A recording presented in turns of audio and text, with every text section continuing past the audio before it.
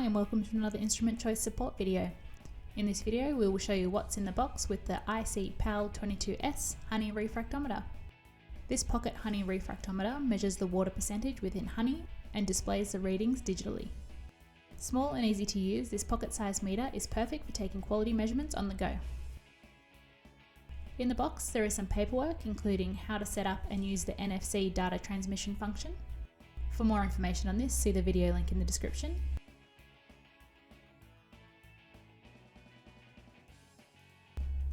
There is a calibration report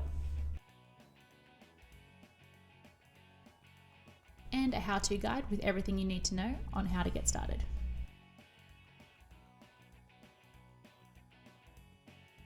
And there's a refractometer featuring an LCD screen, a simple 2-button design, the sample prism, and a battery compartment.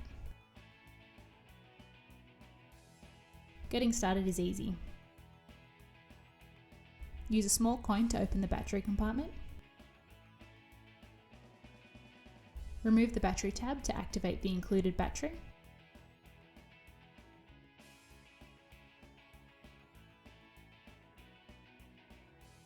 Then replace the cover.